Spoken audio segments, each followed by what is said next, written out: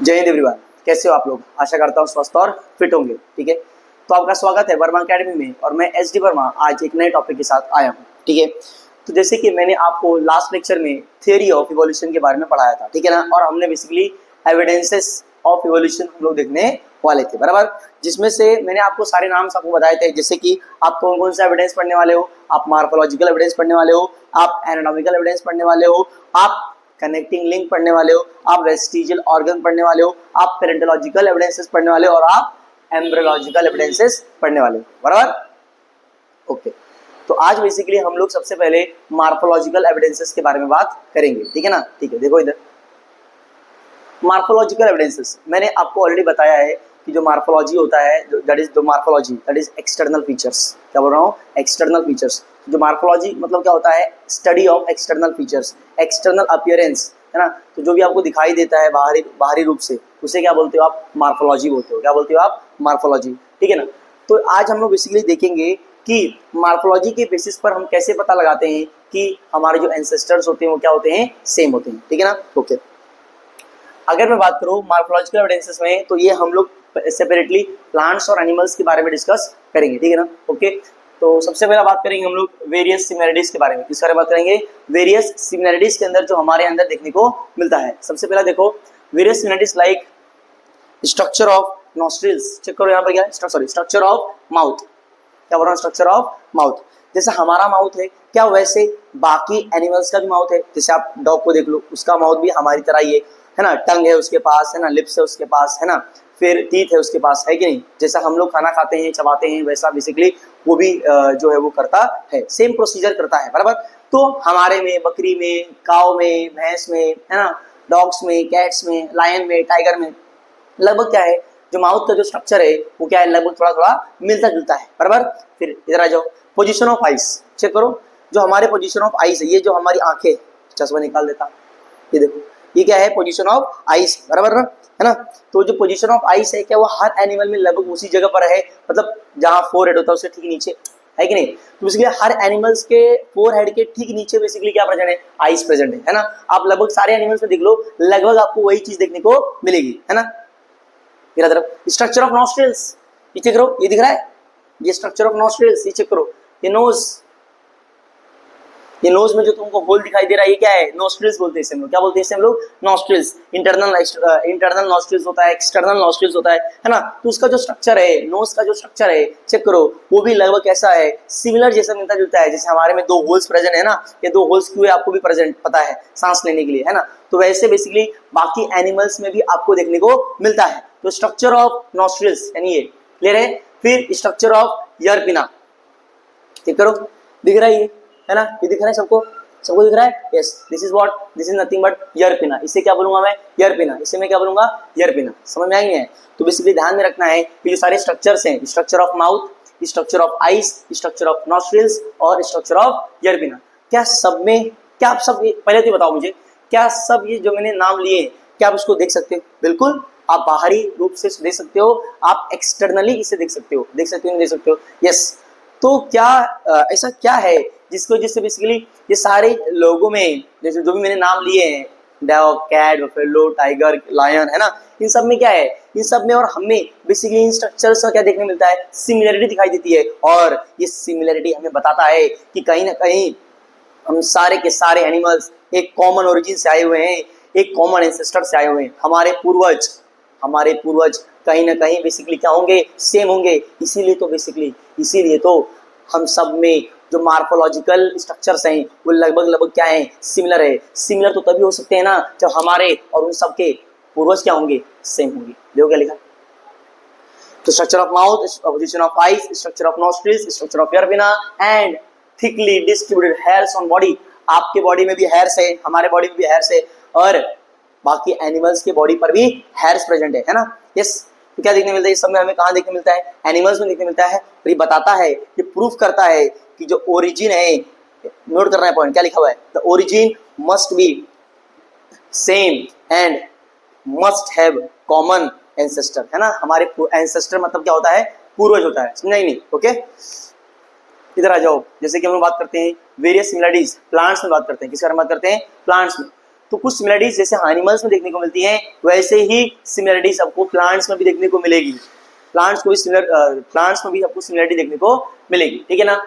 तो जैसे कि लीफ का शेप आप ऑलमोस्ट देखो, लगभग जो भी लीफ का शेप होता है वो ऑलमोस्ट सबका सेम होता है ना। जैसे कि ये देखो, यहाँ पर थोड़ा बेसिकली थोड़ा नैरो रहता है, यहाँ पे थोड़ा सा ब्रॉड रहता है ना, ये हिस्सा थोड़ा सा ब्रॉड रहता है और फिर यहाँ पे फिर नैरो हो जाता है ना। तो ऐसा लीफ का शेप का स्ट्रक्चर जो है वो लगभग सब जगह क्या होता है, सिमिलर होता है। फिर लीफ का वेनेशन चेक करो, यहाँ पर चेको, है ना।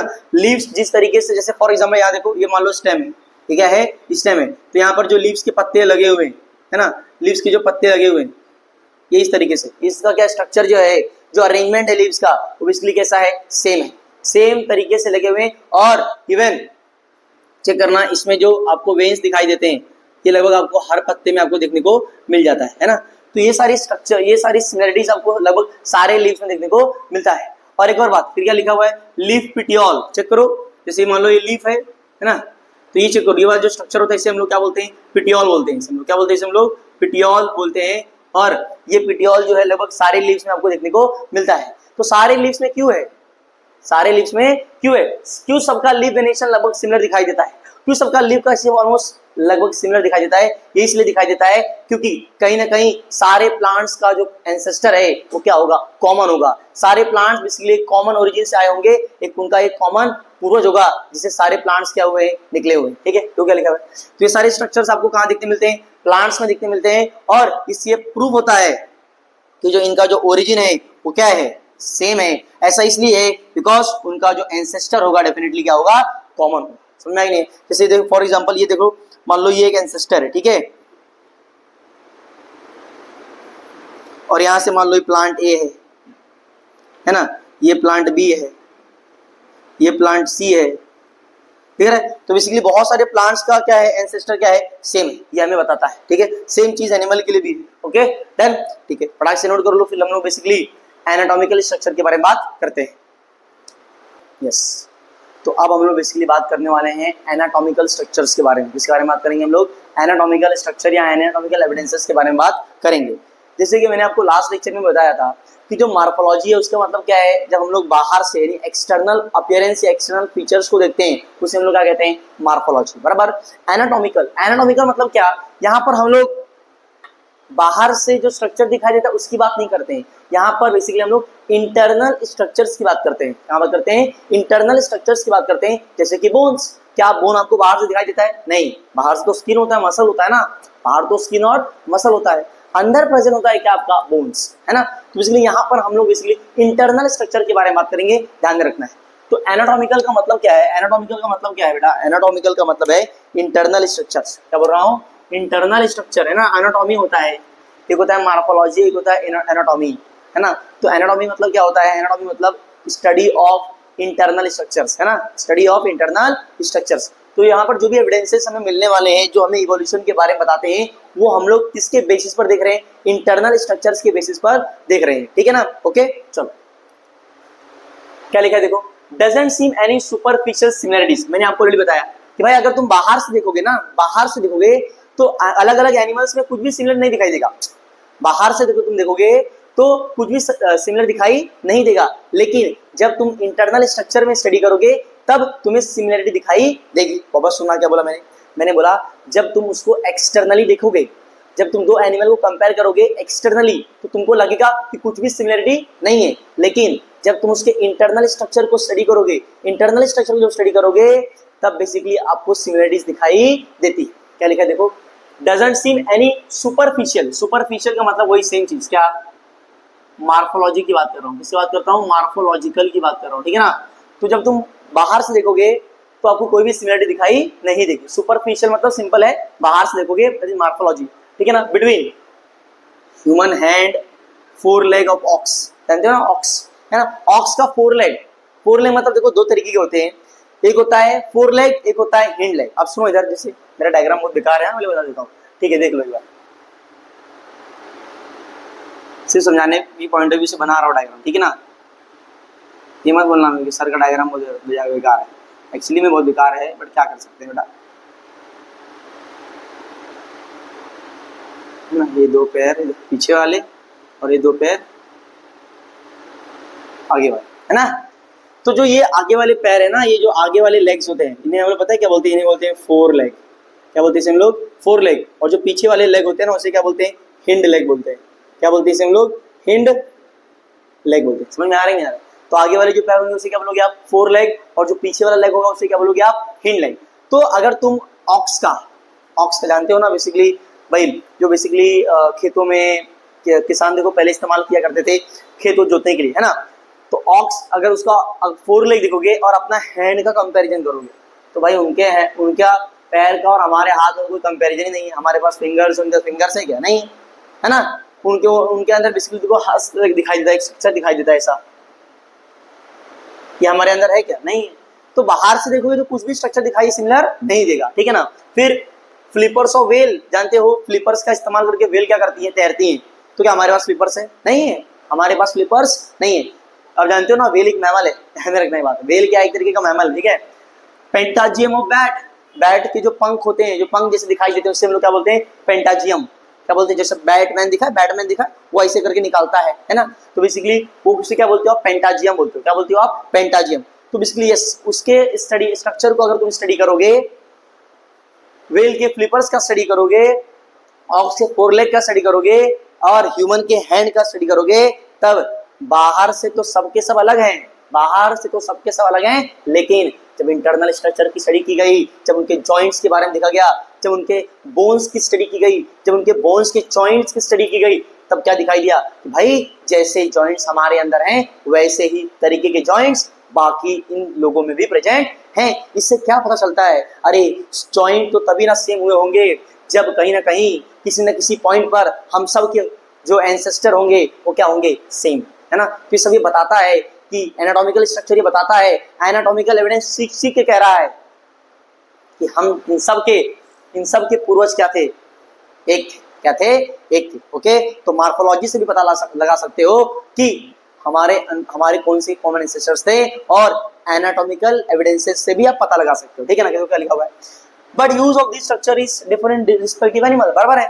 इनका इस्तेमाल अलग अलग एनिमल अलग अलग तरीके से करता है। जैसे हमारा हैंड है, ह्यूमन हैंड तो हम लोग इसीलिए अलग अलग तरीके से इस्तेमाल करते हैं ना। ह्यूमन हैंड तो अलग अलग होता है कि नहीं? अरे बहुत चीजों के लिए इस्तेमाल करते हैं हम लोग। इधर आ जाओ। नेक्स्ट, फोर लेग ऑक्स, वो तो चलने के लिए इस्तेमाल करता है, दौड़ने के लिए इस्तेमाल करता है। इधर आ जाओ। फ्लिपर्स ऑफ वेल, तैरने के लिए इस्तेमाल करेगा, है ना।